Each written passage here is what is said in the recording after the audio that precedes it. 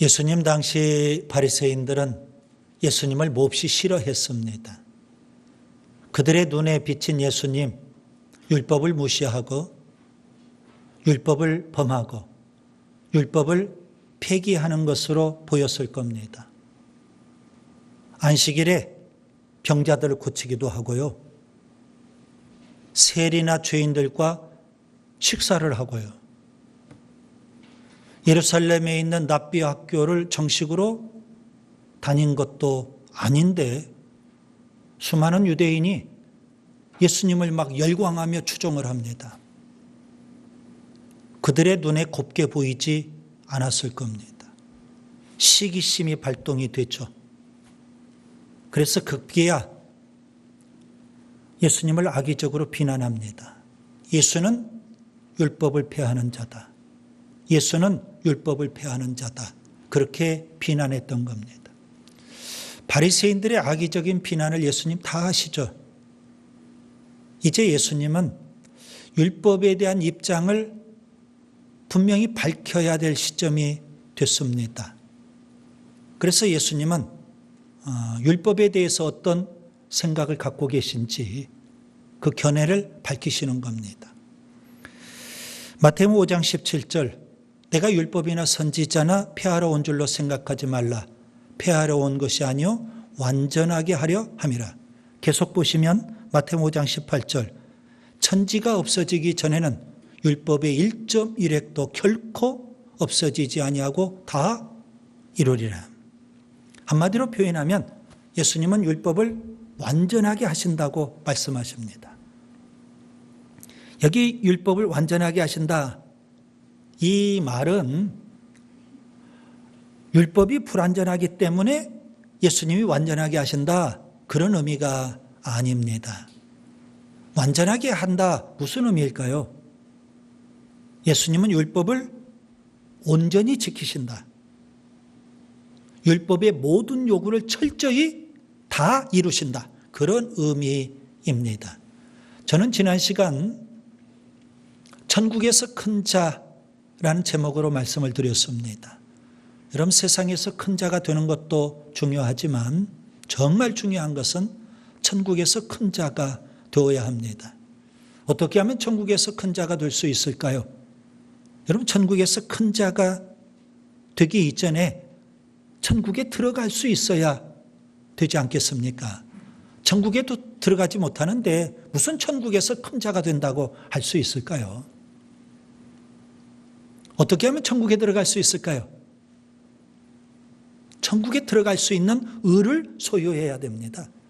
바리새인의 의, 율법의 의로는 절대 천국에 들어가지 못합니다. 예수님을 믿는 그 믿음을 통해서 예수님이 십자가에서 이루신 하나님의 의를 우리가 소유해야 하나님 우리를 의롭다고 하시고 우리는 천국에 들어갈 수 있는 겁니다.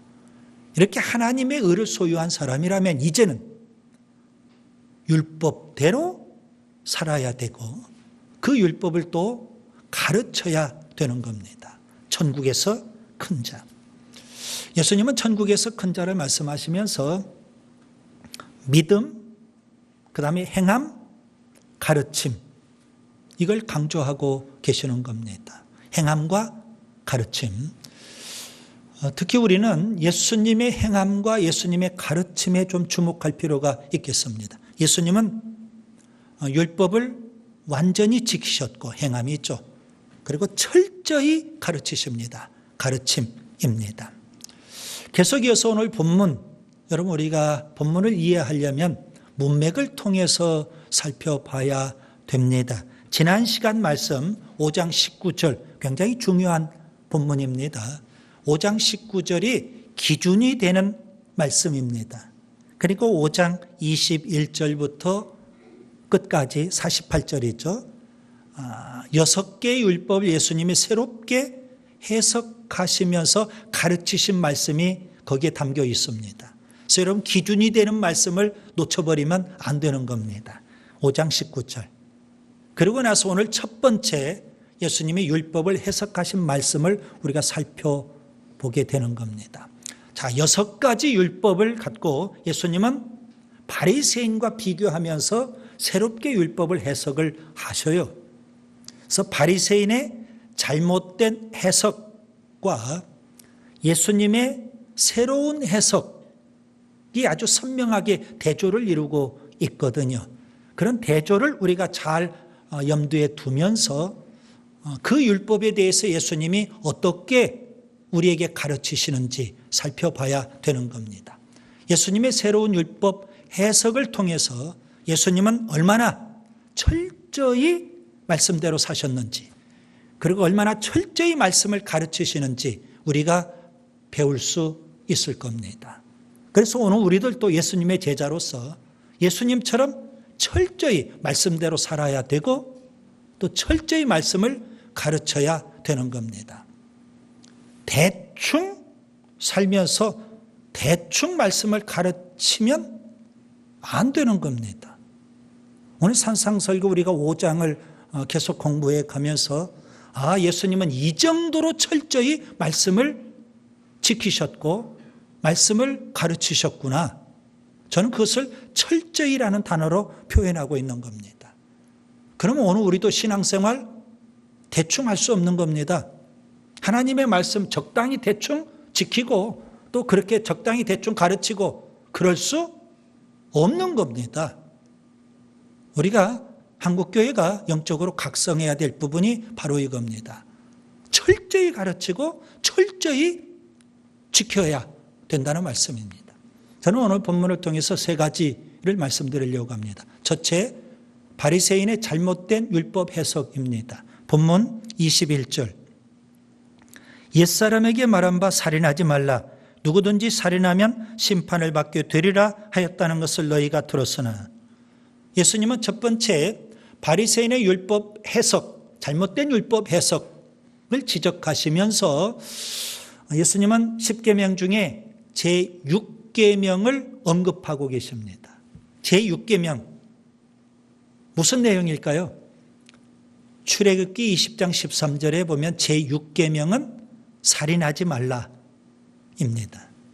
그런데 오늘 예수님께서 말씀하신 걸 보면 그 뒤에 살인하지 말라는 그런 계명 뒤에 뒤따르는 말이 있습니다. 누구든지 살인하면 심판을 받게 되리라. 구약 성경에는 그게 나오지 않은데 아마 예수님 당시 바리새인들이 그렇게 가르쳤던 것 같습니다. 그러면 이렇게 정리가 되겠죠. 살인하지 말라 6계명입니다. 거기에 대해서 바리새인들은 부연해서 설명을 합니다. 누구든지 살인하면 심판을 받게 되리라.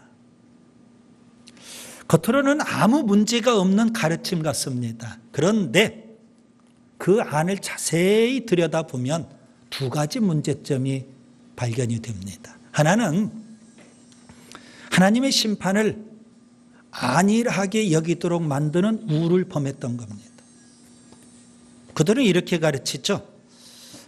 살인하면 심판을 받고 살인하지 않으면 심판에서 벗어난다. 맞는 말씀인데 어디에 강조점을 둘까요? 살인만 하지 아니하면 얼마든지 심판을 이길 수 있다.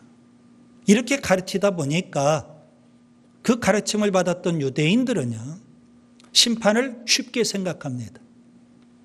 심판을 안일하게 여기게 되었더라는 겁니다. 또 하나의 잘못은요, 하나님의 심판을 잊어버리고 망각하게 만드는 우를 범한 겁니다. 자, 누구든지 살인하면 심판을 받게 되리라. 여기 심판, 우리 모두는 다 이해합니다. 하나님의 심판이라는 것을. 그런데 바리새인들은 거기에서 심판을 말하는데 그 심판은 하나님의 심판이기 이전에 세상 법정에서의 재판을 염두에 둔 겁니다. 살인하면 세상 법정에서 재판받는다.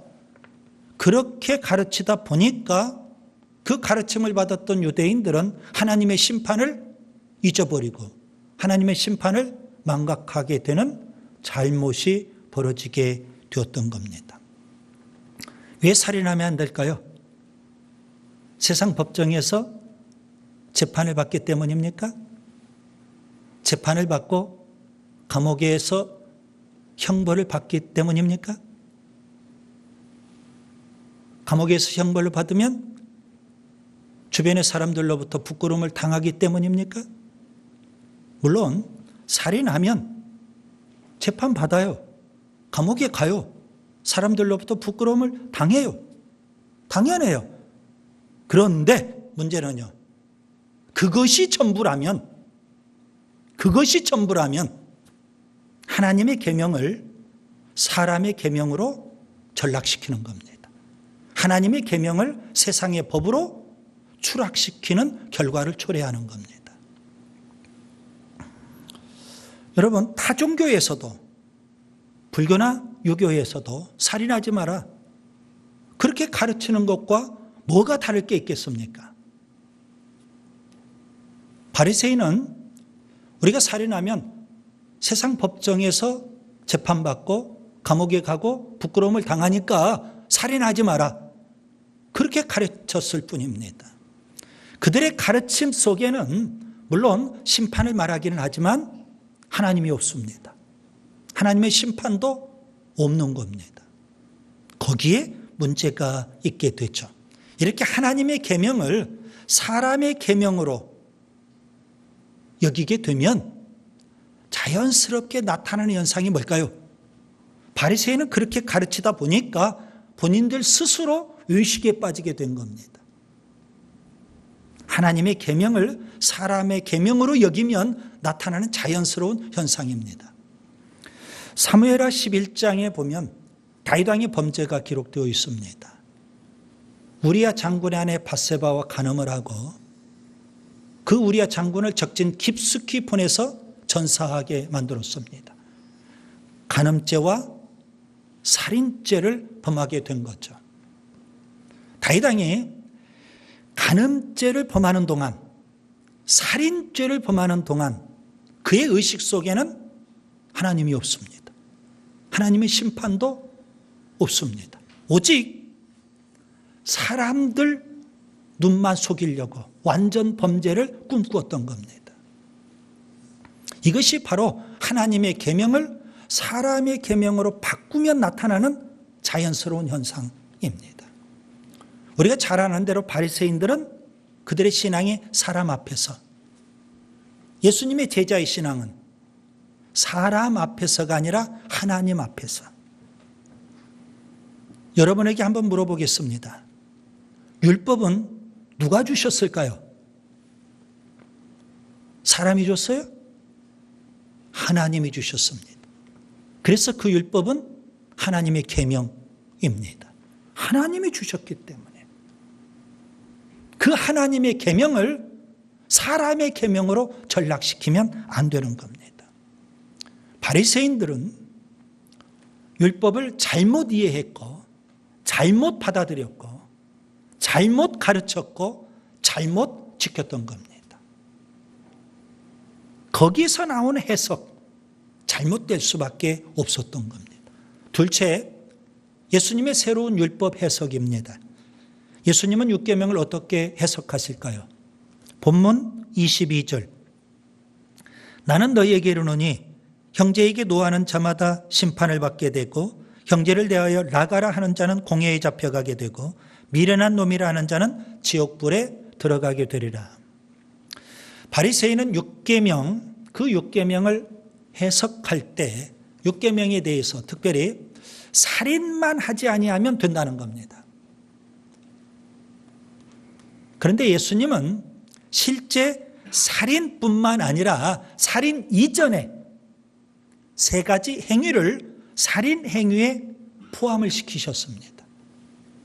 이것이 바로 바리새인의 율법 해석과 예수님의 율법 해석, 특별히 율계명에 대해서 차이점입니다. 예수님께서 실제 살인 행위뿐만 아니라 거기에 포함시킨 세 가지 행위는 뭘까요? 여러분 오늘 본문을 보세요. 형제에게 노하는 자마다 심판을 받게 된다는 겁니다. 여러분 여기 노한다 이 말은 형제에게 분노한다, 형제를 미워한다, 그런 의미입니다. 실제 살인행위 아주 끔찍한 죄죠. 그런데 그 시대나 오늘 우리 시대는 형제를 좀 미워하고 형제에 대해서 좀 화내고 분노하고 이걸 죄로 여기는 사람 썩 많지 않습니다. 예수님 당시 그 시대에 형제에 대한 미움과 분노를 죄로 여기는 사람 없었습니다. 그런데 예수님은 그것을 살인행위로 포함시키십니다. 살인행위, 세상 법정에서도 재판을 받습니다. 마찬가지로 형제에게 분노하고 형제를 미워하는 그 행위도 하나님의 심판을 받는다는 겁니다. 요한일서 3장 15절, 그 형제를 미워하는 자마다 살인하는 자니 살인하는 자마다 영생이 그 속에 거하지 아니하는 것을 너희가 아는 바라. 자, 형제에 대한 미움과 분노뿐만 아니라 형제를 대하여 나가라 하는 자는 공회에 잡히게 된다고 합니다. 여기 나가라는 이 말은 히브리인의 욕설입니다. 우리말로 번역을 하면 쓸모없는 놈, 골빈 놈, 그 정도의 욕설이 될 겁니다. 형제를 모욕하고 멸시하는 행위입니다. 그 당시 형제를 좀 모욕했다고, 형제를 좀 멸시했다고 그것을 죄로 여기지 않았습니다. 일상적인 일이었습니다. 형제를 모욕하고 멸시했다고 그를 이스라엘의 최고 법정인 산헤드린 공회에 끌고 가지 않습니다. 그런데 예수님은 형제를 모욕하고 멸시하는 그 행위, 이것은 산헤드린 법정에 끌고 가야 될 심각한 죄로 가르치고 계시는 겁니다. 모욕하고 멸시하는 행위, 살인 행위입니다. 자, 형제에 대한 미움과 분노, 그걸 좀 넘어서 형제에 대한 모욕과 멸시뿐만 아니라 형제를 미련한 놈이라 하는 자는 지옥불에 들어가게 된다는 겁니다. 여기 미련한 놈, 이것도 역시 욕설인데요. 일반적인 욕설이 아닙니다. 이 욕설은 저주와 비난이 담긴 종교적인 욕설입니다. 그래서 우리말로 좀 정확히 번역을 하면 저주받을 놈, 지옥 갈 놈, 망할 놈, 마귀 자식, 이 정도로 번역이 돼야 맞을 겁니다. 여러분, 형제에 대한 미움과 분노보다 조금 더 센 것이 형제에 대한 모욕과 멸시일 겁니다. 그보다 조금 더 센 것이 형제에 대한 비난과 저주 아니겠습니까? 형제를 비난하고 저주한다고 해서 그 시대 죄로 여기지 않았습니다. 그것도 역시 일상적인 일이었던 겁니다. 그런데 예수님은 지옥불에 들어가야 될 심각한 죄로 여기시고 가르치시는 겁니다. 비난하고 저주하는 행위, 살인 행위입니다. 예수님은 이와 같이 바리새인과는 달리 형제에 대한 미움과 분노, 또 형제에 대해서 모욕하고 멸시하는 행위, 그리고 비난하고 저주하는 행위, 아주 심각하게 죄로 다루십니다. 살인 행위만큼 심각하다는 겁니다. 예수님의 이러한 가르치심에 제자들은 충격을 받았을 겁니다. 그동안 어느 누구도 그러한 것을 죄로 여기지 않거든요. 그리고 일상적으로 있는 일이거든요. 우리 모두가 다 그렇게 사는데, 그런데 주님은 심판받아야 될, 지옥불에 들어가야 될 심각한 죄로 다루시는 거예요. 심지어 살인행위다, 이렇게 표현하시는 듯 합니다. 예수님의 가르침은 바리새인의 가르침과 분명 다릅니다. 새로운 가르치심입니다. 그렇다고 해서 바리새인들이 비난하듯 예수님은 율법을 폐하는 자는 분명 아니십니다. 오히려 바리새인의 잘못된, 왜곡된 해석을 예수님이 고치시고 올바로 해석해 주시는 겁니다. 셋째, 제6계명을 철저히 지켜야 합니다. 예수님은 율법을 온전히 지키시고 또 철저히 가르치십니다. 우리는 어떻게 하면 6계명을 철저히 지킬 수 있을까요? 바리새인처럼 실제 살인만 하지 아니하면 6계명을 지키는 것일까요?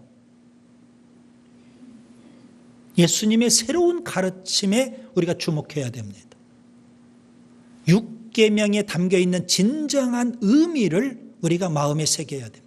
그러면 우리가 6계명을 어떻게 철저히 지킬 수 있는지 3가지 실제적인 방안을 우리가 찾아볼 수 있습니다. 첫째, 하나님 앞에 나와야만 합니다. 본문 23절, 그러므로 예물을 제단에 드리려다가 거기서 내 형제에게 원망 들을 만한 일이 있는 것이 생각나거든. 자, 6계명 살인하지 말라, 계명을 해석하시면서 예수님은 갑자기 제사 문제를 언급하고 계시는 거예요. 예물을 드린다, 제사를 드린다. 좀 엉뚱한 말씀을 하시는 듯 그렇게 보이죠. 여러분, 바리새인의 신앙은 사람 앞에서, 그리고 예수님의 제자의 신앙은 하나님 앞에서라고 말씀을 드렸죠. 우리가 어떻게 하면 하나님 의식을 가질 수 있을까요? 하나님 앞에 나와서 예배를 드려야 되는 겁니다. 그래서 하나님 앞에 더 가까이 나와야만 하나님 의식을 갖게 되는 겁니다. 왜 하나님 의식을 갖는 게 중요할까요? 하나님은 우리 마음 중심까지도 다 보시는 분이니까. 살인행위, 하나님뿐만 아니라 사람도 다 압니다. 내가 실제 살인행위가 없다는 것 하나님도 아시고 내 주변의 사람도 다 알아요. 그런데 문제는 뭘까요? 내 마음속에 있는 형제에 대한 미움과 분노, 형제에 대한 멸시와 모욕, 형제에 대한 비난과 저주, 이건 사람이 모른다 할지라도 하나님은 아시는 거예요. 우리가 6계명을 철저히 지키려면 그래서 하나님 앞에 나와서 하나님 의식을 갖는 게 먼저 중요한 겁니다. 예수님을 믿는 사람 중에 영에 속한 사람이 있고 육신에 속한 사람이 있죠. 영에 속한 사람은 하나님 의식이 있는 사람, 육에 속한 사람, 육신에 속한 사람은 사람만 의식하는 바리새인과 같은 사람입니다. 하나님 앞에 있어야 되고 하나님 의식을 가져야 되는 거 아니겠습니까?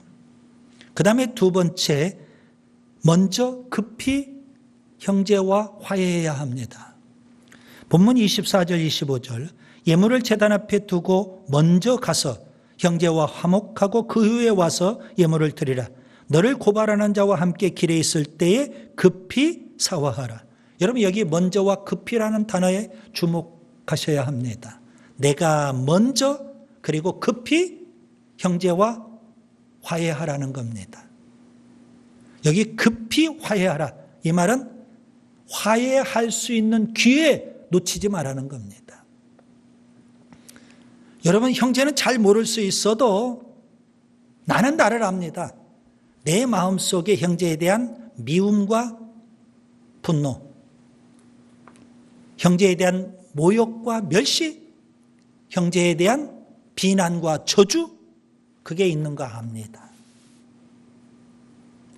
그래서 주님은 내가 먼저 그리고 급히 형제와 화해하라는 겁니다. 여러분, 화해하는 거 대단히 중요하죠. 내가 먼저입니다.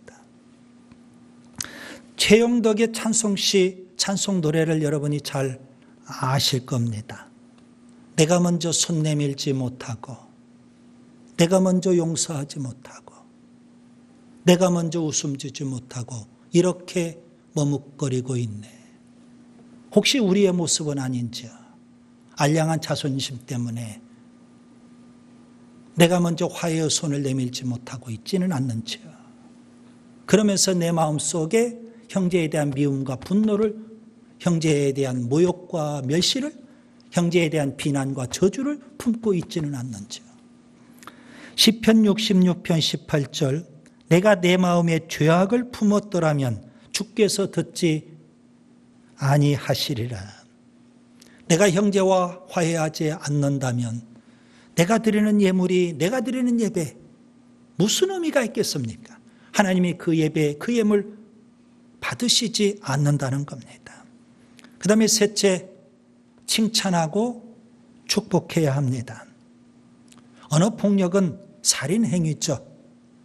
악플 때문에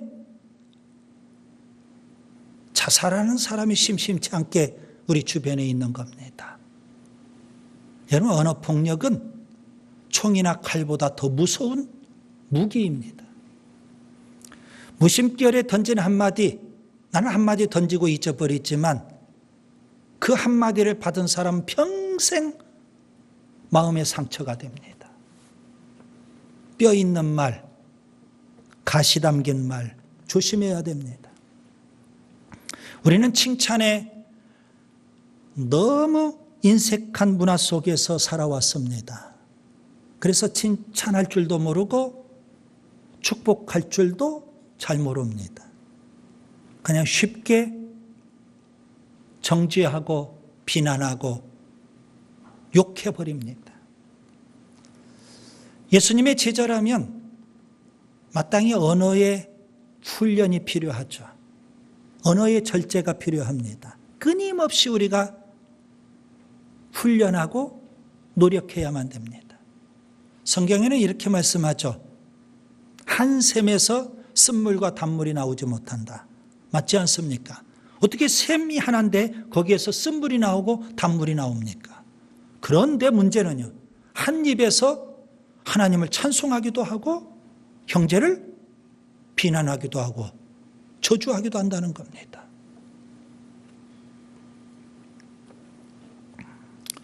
우리는 박수에 너무 인색합니다. 좀 박수해 주면 얼마나 좋을까요? 그런데 형제가 잘 되면 사르르 내 배가 아파요. 시기심이 발동이 돼요.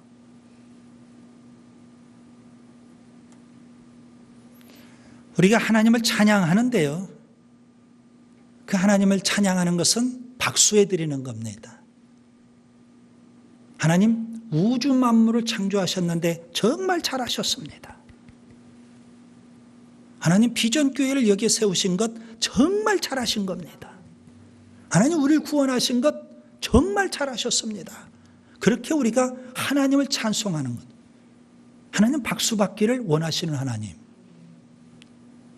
그렇다면 그런 마음을 갖고 오늘 우리가 형제에게 박수를 해주고 칭찬하고 축복해 줄 수 있어야 합니다. 그것이 바로 제6계명을 우리가 지키는 겁니다. 이제 말씀을 정리합니다. 예수님은 바리새인과는 달리 율법을 온전히 지키시고 철저히 가르치십니다. 예수님이 어느 정도 온전히 지키시고 철저히 가르치시는지 우리가 제6계명 예수님의 해석을 보면 알 수가 있습니다. 살인하지 말라, 제6계명이 있죠. 단지 실제 살인 행위만 없으면 6계명을 지키는 걸까요? 그건 바리새인의 해석입니다.